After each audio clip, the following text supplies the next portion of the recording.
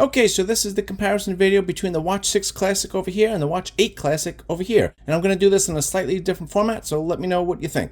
So this is the larger Watch 6 Classic, and it's 47mm, and it comes with a 1.47-inch display size. Compare that with the Watch 8 Classic, which only comes in one size, and this is 46mm, but you can see here the display is much smaller. The display on the Watch 8 Classic is only 1.34 inches, which is basically the same display size as the smaller Watch 6 Classic. So I think that's a big downgrade. Now both of these are made out of stainless steel, and they both have sapphire crystal on the display cover. The Watch 6 Classic came with 2 buttons. The Watch 8 does get a little upgrade, and you do get a third button in the middle here, but Samsung limits what you can do. Stay tuned for my full video, and I'll show you how to customize all that and all the features that are available.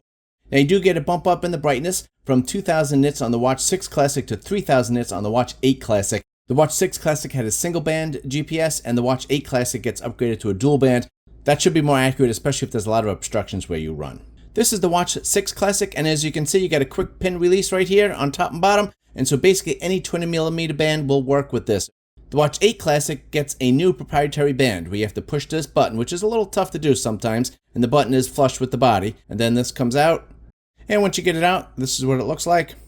Now you do get a slightly bigger battery for the Watch 8 Classic, but the same battery life, so you're going to get 30 hours with the always-on display on and 40 hours with it off. So basically another Samsung watch that you have to charge every day or every day and a half. I'll save the specific details for my full review, but the 8 Classic does get a better processor, and if you had them side by side, you might notice a slight improvement with the 8, but the processor on the 6 Classic is just fine, and it will be for a few years. The 8 Classic gets a storage upgrade, and it goes from 16GB to 64GB. And you likely don't need all that memory, but if you do put a lot of music on your watch, then this would be useful. But possibly a bigger difference is that there was no Watch 7 Classic. So the 8 Classic does give you 2 more years of software updates, and that's something to consider if you plan on holding your watches for a long time.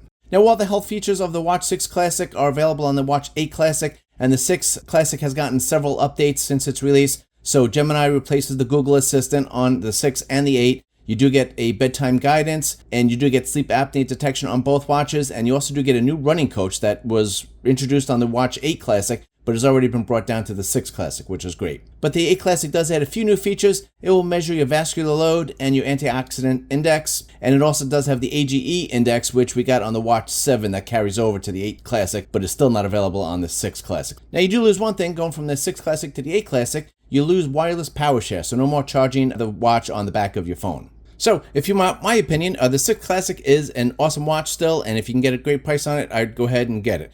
And if you had the 6 Classic, I wouldn't update to the Watch 8 Classic unless you really like this design. Let me know in the comments what you think, and I will see you on the next video. Thanks for watching.